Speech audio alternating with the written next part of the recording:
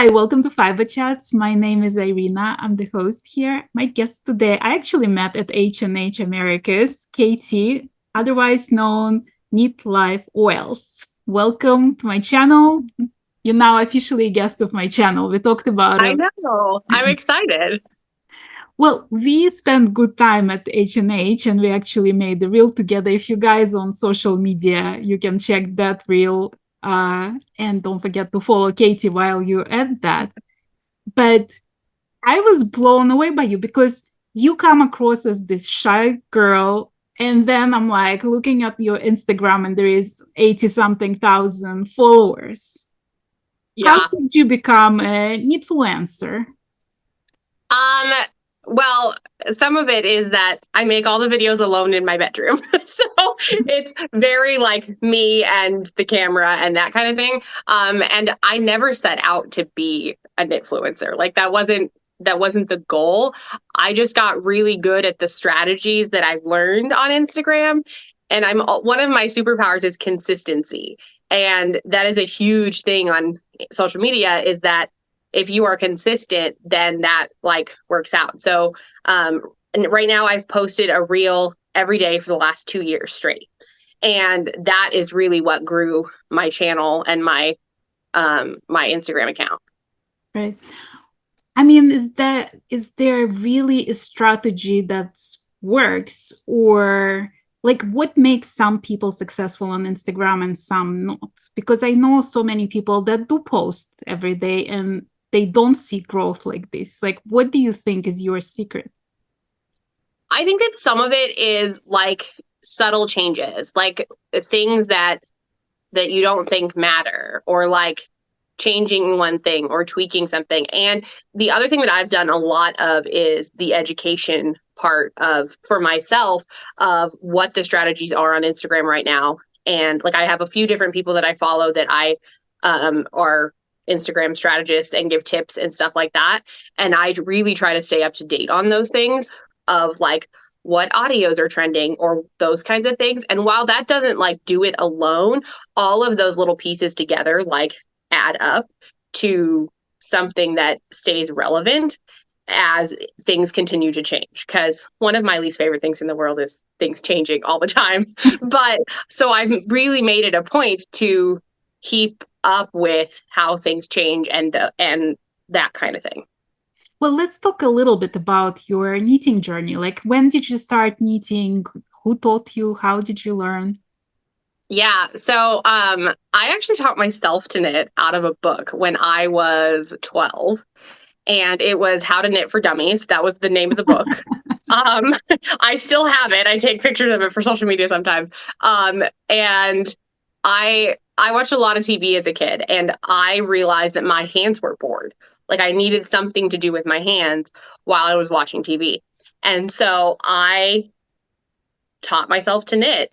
And I tried the looms for a while, and it was kind of funny because I am such a tight knitter and tight in everything that I scratched the looms to death because I twisted them so tight, and I would like bend all the hook things, and it was a disaster. So at some point I realized that I should try the needles versus the looms that were not working for me.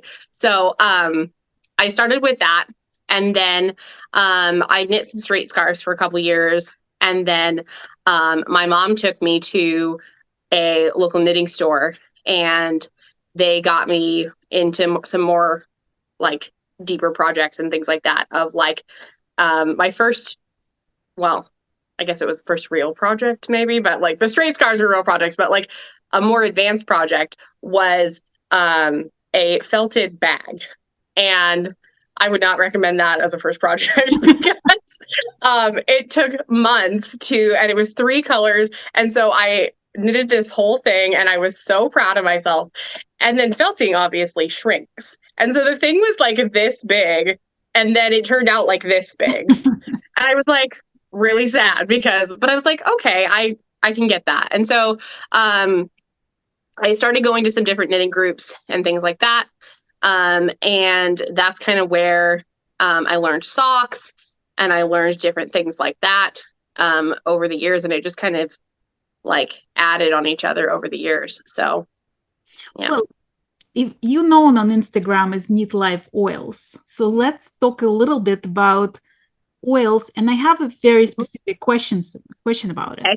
So I have been dealing with like very negative construction project happening in my backyard, like the neighbor's Okay. yard. And I noticed that I'm becoming a tighter knitter. I was notoriously loose knitter. Like people used to Yeah. make fun of how loose of a knitter I was. And suddenly I'm finding myself like my gauge is shifting. And a friend of mine suggested that it's because of the stress I'm experiencing. Yeah. What oil would you use for that? Stress Away. Stress Away is an amazing oil. I use it for a lot of my knitting things. It's in like 3 of my different roller bottles. It is a lighter scent, so it has copaiba and lime and vanilla in it. I think it smells like cookies, but everybody kind of smells things differently. And it really helps to kind of enhance the calm of my knitting. I can like focus more clearly on my stitches when I use it. And so that is one that I've done a lot of work with on stress relief with knitting. Well, when did you start working with oils and what was that journey like? Yeah. So I got to a point that I was having a lot of issues that I wasn't finding answers to with modern medicine. And so I found a lot of mental health struggles that weren't being addressed and weren't finding solutions. And so we tried medication. I was in therapy for 12 years. And now I'm not saying that those don't work, because they do, and those are a solution for some people, but it wasn't working for me. And we came across oils, and that the first roller bottle I ever got is called Happy, and it had Stress Away, Valor, and Orange in it. And that did more for me in a week than 12 years of therapy had done for me. And it was just like, it's just the combination of things that I struggle with that wasn't clicking with other things. And the one thing that I really take away from oils is that I was able to take more control back of my thoughts. And I felt out of control of that for so long, like that I was just a passenger in my thoughts of how that like went along. And I was not able to do something in the moment. Like I can't call my therapist at midnight and be like, what now? And so that was really powerful for me, was to have something to go do. Like, okay, my thoughts are becoming a problem. I can go get an oil and find some relief. Or more than that, I can change the thought. And I never had the power to do that before. And so that was really empowering for me, was to be able to change my thoughts, and because that had never happened before. How connected those oils with your knitting? Yeah. I think that, so there are times that I've noticed that I will get so like stressed or in my thoughts and in my head that I can't even pick up my needles. Like I'm so beyond the point that I can't even like come back enough to focus on that. And so that's where my oils have been helpful, is to bring me back enough that I can even settle down to knit. And that's really helpful. And we call them hero products, but one of my hero products is Genesis lotion. And Genesis lotion is amazing for knitters because it dries faster than any lotion I've ever tried. So it absorbs super fast because of the oils and the MSM and all of the stuff that's in it. And then I can go right back to knitting, because usually I have to wait for the lotion to dry because my yarn will stick. And so it doesn't stick at all. And so that's been great. And I've loved sharing that with people, and everybody's come back and been like, it's the knitting lotion. And so that's what we've like coined it in my friend community of knitters. They're like, it's the knitting lotion. And so that's our unofficial name for it, is that it's the knitting lotion. So that's one way. I always have a diffuser running when I'm knitting. And so that really helps to just kind of keep my mood even of how that's going and getting good things into my body at the same time. It's kind of a dual purpose thing, which is cool. So I mean, you're talking about consistency on Instagram and educating yourself on Instagram.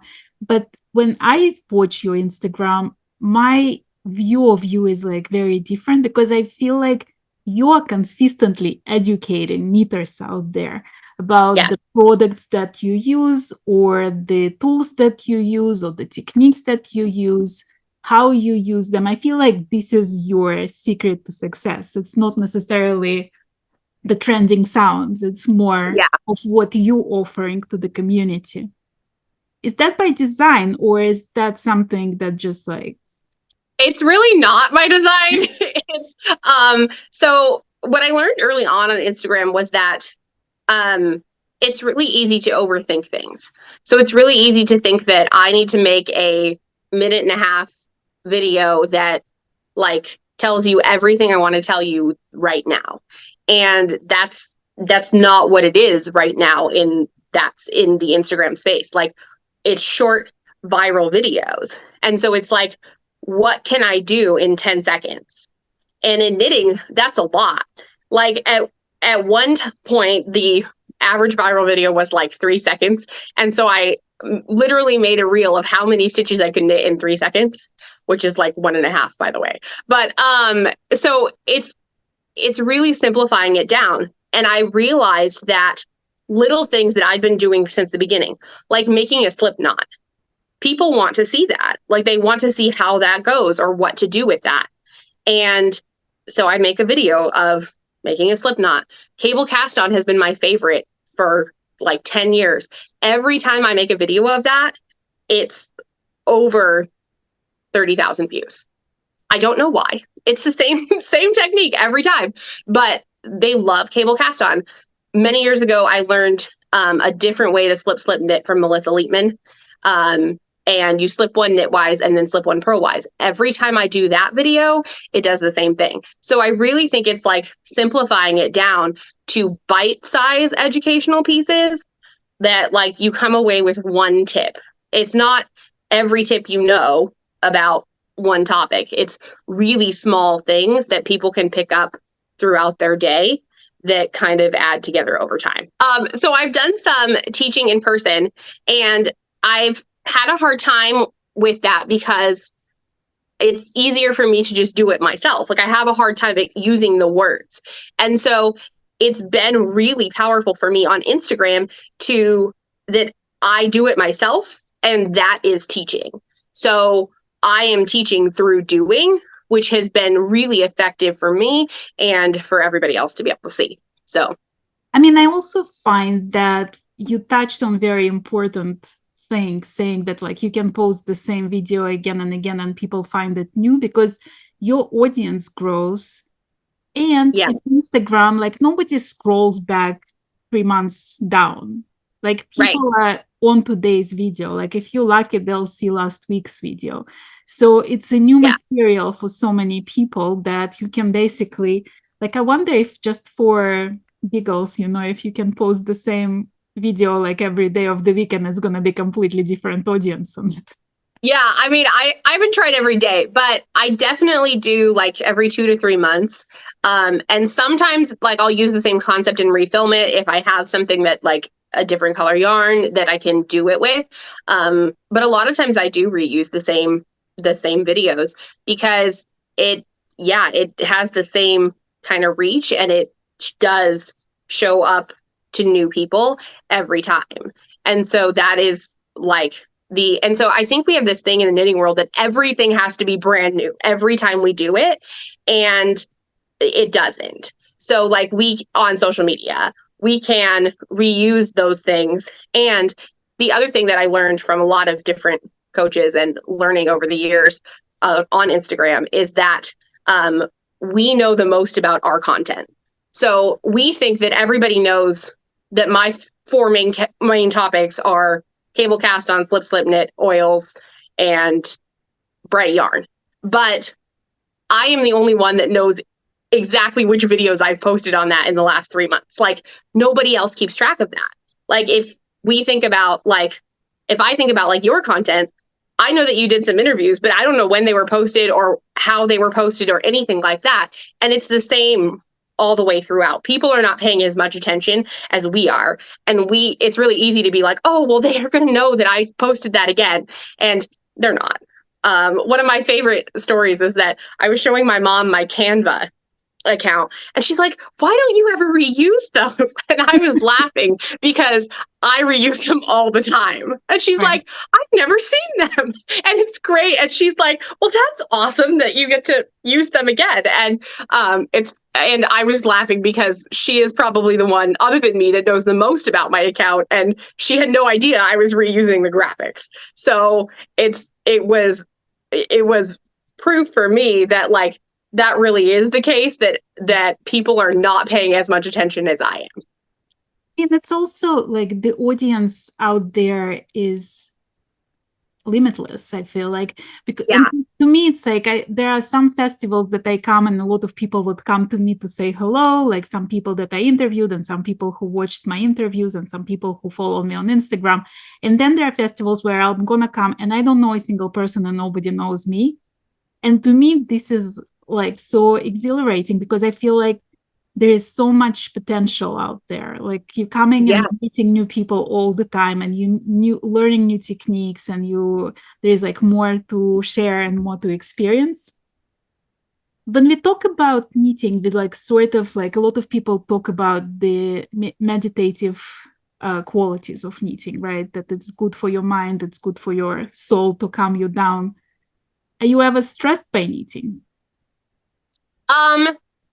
I think that it can be easy to like get stressed by not knitting. Like, oh, I don't have new stuff because I didn't get very much done this week, or like that kind of thing. And I will say the one thing that stresses me out the most in knitting is picking which project to work on. So if I have like, currently I have like 4 projects to work on, and I'm an Enneagram 9, so I really do not like to make decisions. And so when there are 4 projects sitting in front of me and you ask, or I ask myself, which project do you want to work on tonight? And I literally will just sit there and play games on my phone instead of knitting because it's so like hard for me to decide which one to work on. It's not that I don't want to knit, it's that I don't want to make the decision of which one to work on. So it really works a lot better when I don't have that many projects going, but my brain tends to knit a lot faster than my hands do. So tell me, like, what would make you pick a pattern? Like, what catches your attention?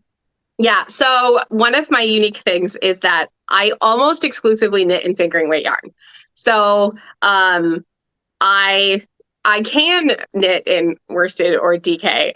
Fun fact, I actually don't have any worsted in my stash. I have one cubby of DK that has like 8 skeins, but like that's it. Yeah, so everything else is fingering. So I think that I gravitate a lot towards like things that have some plain knitting and then some like fun stitches. So I like cowls, and I've really been into the cowls that have different sections. That's really fun for me. I love cables. I've always loved cables. And so I think first thing when I go to pick a project, it's that I filter it by fingering. That's my first thing that I do. Also, I find a lot of inspiration lately from the designers that I follow on Instagram. And that is kind of a starting point too. And I kind of just keep a running like pattern library and my favorites on Ravelry. And then when I'm like, okay, I want to knit this, or I found a new yarn or whatever, then I kind of go to that and start from there, and then kind of see where it takes me. What happens to all the things you knit? Oh, goodness. Okay, so I am a much better knitter than I am wearer of knits. I am not great about this. There are quite a few projects more that I would like to admit that sit in the closet. And then my mom and my sister are very knit worthy. And so a couple times a year, they will come over and see what I have knitted, and they will take some more home with them to wear. And so that works really nicely. I am better about wearing my knits like at festivals and things like that. So I have some sweaters that I wear, and those hang in the closet. So the short answer is they're mostly in the closet. But yeah, and I really like finding people who fit the projects, like even after I've made them. So if I have something and I like come across a person that would really like these socks that I know I have no problem giving it to them. My favorite kind of gift knitting is when they don't know that I'm making it. So most of the time, I won't do knits that people request. I will do what I think they need or would use. And that makes it a lot more fun for me because I get to pick what I want, and then they still get a gift from me that they will like. So Well, when you knit something, is that more about the process of knitting or what you're knitting? Like, is it important for you? What is it going to be at the end? um no, not really. I'm very much a process knitter in that way. And I think it's funny because in the beginning of my knitting journey, I would have very much said I was a project knitter. Like I wanted to finish whatever the thing was and have it and be proud of it and show it off. But as kind of I've gone along, I've gotten much more into the process. And when I finish it, I'm like, okay, next thing. Like it's not very much that. I really like knitting shawls of like triangle shawls and those kinds of things, but I have no idea how to wear them. Like, and so I finished them and I'm like, okay, now what? And so a lot of times like those ones don't get worn as much even. But I love the process of making them. I also really enjoy like I can do it with shawls and blankets, the corner to corner effect. So like when you start with very few stitches and then it grows and then comes back down and things like that. I just started a corner to corner blanket like that. And some of my knitting friends were like, "You're doing that in fingering?" And I'm like, "Yeah, it's amazing." And they're like, Wow. "Okay, yeah, Well, next time when we meet at the festival, we're going to film a reel on how to wear shawls. okay." I will make sure to bring a shawl to H&H next year. It's going to be repeat after me kind of thing. Well, I have a feeling this is going to end with me like tangled in yarn, and that's going to be the reel, and that's okay too. well, when we met at H&H, you were telling me that it's like your dream sort of to make reel together. Do you dream in reels? I don't know. Yeah, maybe. I think that as one of my favorite quotes is Maya Angelou says that creativity can never run out because you always have more. And so the more you use, the more you make. And so I think everywhere I look, I see reels or how it could be a reel or like, oh, it would be really fun if this person would do this with me in a reel or those kinds of things. And so I love reels collaborations. Those have been really fun over the years of like even filming something at home and then like putting them together. Those kinds of things are super fun. So yes, I do kind of dream in reels or at least look around in reels. Well, if you look at the Instagram coaches, a lot of them suggest to like keep the stress down and keep that pressure off of yourself to do like whole bunch of reels, record them, and then just schedule them. Do you do that, or does that constant pressure of being consistent stress you? So no, it doesn't. I have if you do the color personalities, I'm a green. So I really like schedules and I like that things happen at a certain time. And I've always been like that. Like through school, I knew exactly when things happened at what time. And so there's almost a comfort for me in knowing that I post things at specific times all the time. So I am the scheduler. I do not have a scheduler. I don't use scheduling apps or anything like that. I am the scheduler. I always have a joke that's me. Hi, I'm the scheduler. And I think that that's some of it too, is that like I take comfort in the fact that those happen at specific points of my day. And I do the posts are easier because they are pretty quick, and then the reels I edit in the moment that I am going to post them. So so a little bit more about how I kind of create or whatever is that I film all of my content on Sundays usually, and then I have that for the week. And that's part of my consistency too, is that I film it a week at a time. So I tried in the beginning to film it like 3 weeks at a time, and it was really hard because it took like the whole day. And then the one thing that I've done that I was talking to some people at H&H about it was that I don't batch edit. And part of that is because editing is probably the hardest part for me. Like I have to like sit down and do all of that. But so I do it one at a time when I do it. But what that allows me to do is I already have the raw footage. So if that throughout the week becomes something else in my mind, like if the words are different or if there was a different trend that I already had that to put it into, then it gives me that little bit of creative freedom to evolve throughout the week versus editing it and being done and then posting it later. Well, when we met at H&H, you were representing Twice Sheared Sheep. Yes. Tell me how that job started, and also like I want to talk to you a little bit about your vision for the future, right? Because we talked about it also at the H&H about how to turn it into a sustainable career. Yeah. So I have been working for H&H Twice Sheared Sheep for a year now. Last August was when I started with them. And my social media was basically my that was how I applied was using my social media account. And at that point I had 50,000 followers and I had grown it to that. And it was really fun to even explore the idea of combining knitting with social media. And I was terrified to apply or reach out because I was I am completely self-taught. I don't have a degree in social media, not that really that's a thing, but that I don't have formal training or anything. I taught it all to myself. And I mean, it's been such a fun journey to kind of continue that and keep doing that.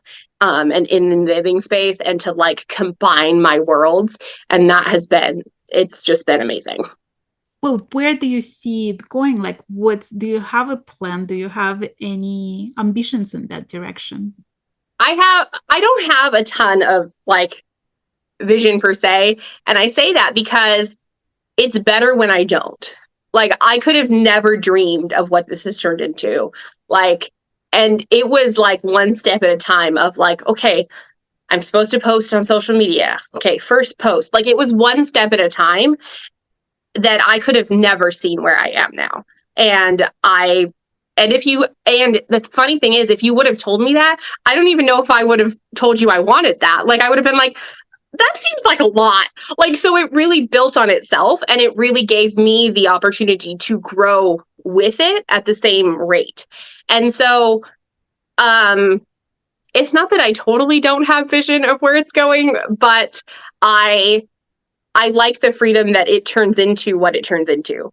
And so I like finding new opportunities to engage that and go places with other people and figure that out. So, yeah. So, I mean, I think it will continue to grow. For my personal page, I think that, the goal is to kind of find some more ways to incorporate all of that together. But, yeah, I think it's just fun. And I kind of just keep kind of going with where it goes, which is. And I can totally relate to that because, and I talked to you about that, we discussed it at H&H, I feel like I started without having a clear vision of what I'm trying to achieve. Yeah. And I've been doing it for 2 years and I still don't have a clear vision of where I'm going with it and what I'm trying to achieve. But during those 2 years, I interviewed amazing 240 people and I've met a lot of them in real life. And it's been a really fantastic journey for me. I think that the ultimate goal was always to grow my oil business. That was the first goal, and that will always still be the goal. But there are more goals that have evolved over time and as it's grown, because I would have never told you that like the goal was 100,000 followers. I would have been like, yeah, right. That was not the goal, but that's kind of the goal at this point. So let's talk about affiliate marketing. What's okay. your point of view on that? Because you've been doing it with Twice Shared Ship, you promote it with this company, like, and we talked again at H&H about the possibilities for affiliate marketing out there. What's your view? Like, it's been a couple months. Yeah. Thought about it. Like, what do you think about it? So I think that affiliate marketing has a lot of power. Like there's a lot of strength in that and in being together as a community. From my personal page, I've had a lot of I felt like it's been hard to find those programs in the knitting space. Like the influencers that talk about fashion or athletic wear, that's already built. Like those are there. And so in the knitting space, I felt like they're harder to find. And so it's taken a lot of me coming out and asking for what I want, and that's hard. We're still working on that. So H&H was a really big thing for me of realizing that like I can continue to do that and I need to continue to do that. And I think that for me in the knitting space, I see designers like asking for yarn support and like collaborating for yarn support. And to me, it feels different as a content creator, and it shouldn't. Like it should feel like I have a product to offer that like we can go back and forth to collaborate with. And that's really my goal, is to like collaborate with yarn dyers and people like that, because I think we can help each other. And that's the beauty of affiliate marketing, is to like work together for a common goal. Right. Is there a dream product that you would love to be affiliate marketer for? Oh my goodness. Okay, this is gonna sound cliche, but really it's indie dyed yarn. Like I love indie dyed yarn, and anytime like I can have affiliate marketing for that, like that is really my passion, and it has been for a long time. And so really it's different indie dyed yarn companies that I can work with and like I can bring exposure to, and that has been really fun for me. Of like sometimes I will make a reel that really gets traction, and they'll ask me like 20 times what that yarn is, and I love that because I get to bring exposure to smaller yarn companies and indie dyed yarn companies that I really love. So yeah, I think that that's probably my dream, is more indie dyed yarn. Well, I'm gonna ask you a question that's probably like a little controversial then. Okay. Because the indie dyers are like, it's small businesses, so they have tighter margins basically to share. Yeah. Do you think it's fair to work for yarn, or would you expect some other compensation on top of just yarn? Yeah. So some of it, I think it depends on your goal and kind of where you're at as a content creator. Where I'm at now, I would love yarn as compensation, like because I feel like I'm still finding my footing with affiliate marketing. And so I think that that's a great way to get into it. And I'm super happy with that. As it continues to grow, I don't know yet. Like, I don't know exactly what my full stance is on that yet.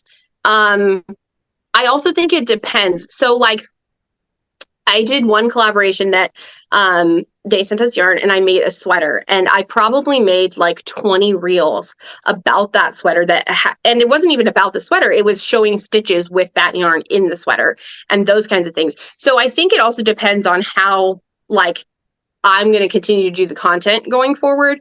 Like if it's one reel or 20 reels, or like how that kind of evolves, I think is some of that also. So I can see the benefits to both, I guess, is my official answer. Right. You have a book out called 25 Techniques and Tricks. What made you decide to share that? So I was, it was kind of a new strategy that I was looking at of like how to, um, it was a monetization strategy of how to like, um, get more revenue off of my Instagram or how that would work or a way that I could do that. And so one of the things that I really love is the techniques of like and that everyone loves them and that's fun. And so I put them all into an ebook. And it took me a couple months of designing and editing the ebook, and that was not my favorite. It was hard. Editing is hard for me because there's so many choices. And so, like I was saying, with even just picking a yarn project, um, the all of the choices on Canva was very overwhelming of like, okay, well, you can choose anything you want. And it's like, wow, that's a lot. So it's like the little choice, because all the little choices like add up to be what it is. And so it took a lot of that. But I really think that I love that all of the techniques are in one place. And so that was really the goal with that, was to put all of the favorite techniques from Instagram and some new ones. And there's some free patterns in there. And there's a whole list of all of my favorite things. Those kinds of things are all in there. And so I think that was really fun to kind of put together and have that as a resource. Is there any knitting technique that intimidates you? Okay, so my philosophy in knitting has always been that like nothing scares me. And so it doesn't scare me as much as maybe like I really don't want to do that. Like there are some things that I'm like, okay. So brioche was one of those things. And so I'd never done brioche before, and I'd never done two color brioche. And one of my friends was like, I don't really think you're gonna like it. So it's probably okay. And so but last year, I was in a group and they were doing a knit along and it was brioche. And I'm like, all right, well, okay. And I really wanted to do something with one color brioche. I really prefer to do one color when I can. It just works better with my hands and my brain. And so I did the Mema pattern, which is a honeycomb brioche stitch. And for some reason, I decided to do a sweater that has it all over it for the very first time. I don't know why that was a good decision, but it worked. And it's one of my favorite sweaters now. And I was way overthinking brioche. I was like, when I finally saw the like stitch, I'm like, wait, that's it? I'm like, it's a yarn over on top of a stitch. And then it's like brioche knit is knitting both strands. I'm like, so it's a knit two together. Like it my brain had made it much more than it is. And I know the two color version is more complex, but I had made it bigger than it was. And so yeah, so I will try most things, but I'm not drawn to everything, I think is the thing. So color work I can do. It's not my favorite. I really like the like pitter patter of one hand. And I tried for a long time to do color work with both hands, and I was really struggling with that. My left hand does not knit well. Like it just doesn't. And so last year I tried color work with both in the same hand, and that worked so much better for me. And so I can still do, so I can do color work. It's just not my like excitement, I would say. Because for me, it's a complete opposite. Like I find that when I have both yarns in one hand, it slows me down and I'm starting to overthink and I'm like wasting something and it's like, it's not pretty. But when I have it one in each hand, it's like really easy and like it just grows. Well, and that's what's so funny is that all of our brains work differently. And so it's very like cool that we get to make those decisions in knitting of like what works best for us. What's the most surprising thing for you about knitting? Oh, the most surprising. I think that it will never cease to amaze me that one strand of something can make all of that. Like that I mean, we cut them sometimes, but they're incredibly long pieces of yarn that make up something. And so I think that it it surprises me that I am able to do so much with essentially one long piece of yarn.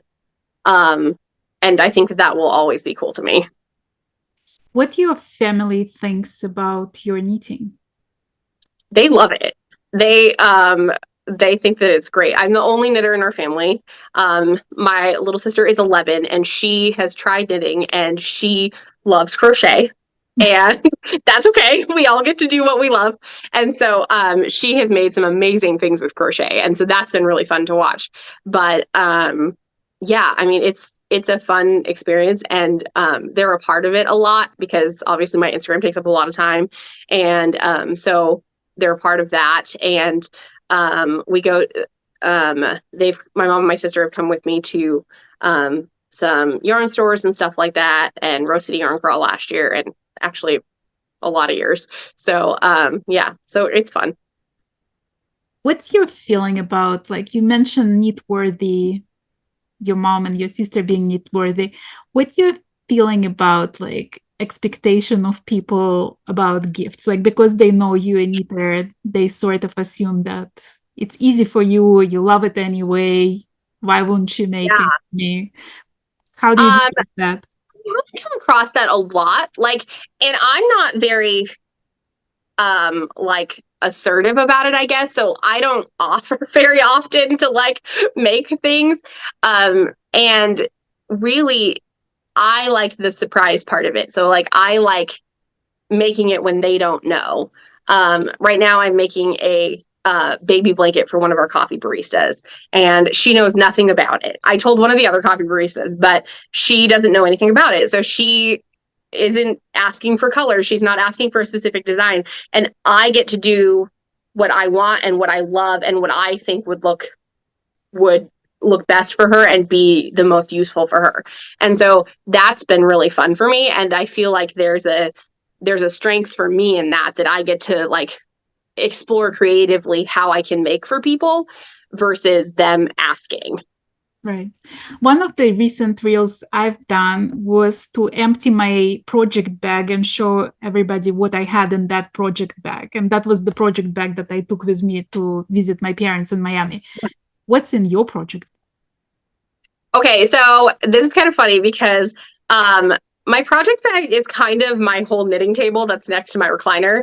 And then I just like collect things as I need them to go into a project bag. So I'm pretty like minimalist in that regard. So a lot of times I will just take like the project and inside the project bag. Um, and then usually I'm missing a stitch marker or something. So I don't usually have a lot of stuff with me. It's all in my table. And so I have a sock ruler and infinity markers and melody clips and progress keepers and all that stuff all over my table. And that's kind of my giant project bag. And but I love progress keepers. I almost always have, well, I guess that's part of it too. Most of it, it's on my projects. So like I do two kinds of progress keepers. So I do one weekly on Wednesdays for Whip Wednesday, and then one daily progress keeper or marker. And when I first saw this concept, I thought that people were crazy. I was like, why would I mark how far I got? That seems really intimidating, like that I would have to get a certain amount done every day. And it's actually been like the total opposite for me, that it's been so helpful to be able to visually see how much I got done in a day or a week and be like, oh, I am making progress. Because sometimes it just feels like we're just knitting in circles or we're just knitting rows and rows and rows, and it's not like going anywhere. And it is, you just, it's can be hard to see. And so that's where progress keepers have been really helpful for me. So that's one thing that will always be found on my projects. So Is there like a dream project that you just didn't have time, or somehow like stars didn't align yet for you to make, but you like really yeah, wanna? so probably, so the one that's been there for like years and years is it's called the Twilum sweater. And it's either in DK or worsted. And so every time like I gear up to do it, it's not that I can't do it. It's like I have to commit to all of that yarn because it's not in my stash, obviously. Right. And so I have to commit to all of the yarn. And then I have to like, do I want it in stockinette or garter? And it's also been like a dream project for so many years at this point that it's like this big thing that I just haven't done. So I would definitely say that it's the Twilum sweater by Vanessa Smith Designs. That's who designed it. So is there one that you already made that you consider your masterpiece? okay, so I probably have two. One is the Mayma cardigan. I mean, the Mayma cardigan is amazing. I'm making another one right now as a sample, but the way that it fits and just it's probably my best fitting sweater I've ever done. And that was the pattern. It was not me. So that was really fun to see and like an evolution and that I could do that. Like it was really cool to know that I had the capabilities of doing that. The other one is from probably it's longer than that now, like 7 or 8 years ago. And so a group of my knitting friends and I decided to make a sweater from blank yarn all the way up to like the sweater. So we dyed the yarn ourselves, and that I am not a yarn dyer, let me be clear. And so that didn't go great. My colors I picked were light purple and black, and the black broke and it became brown, and it was this whole thing. And so it was quite the ordeal. And so we had to over dye it and re-dye it multiple times to get it to the point that I was like, okay, we can do this. And so and it was also, I think it was worsted weight yarn. And so I wasn't as used to that either. And I picked the pattern, and it's called Fickle Heart by Justina Lorenska. And it's this crazy cabled pattern on the back. And I did it, of course, in variegated yarn. And the whole time I was doing it, like, I was like, this is crazy. Why are you doing this? This doesn't work. This is not going to work.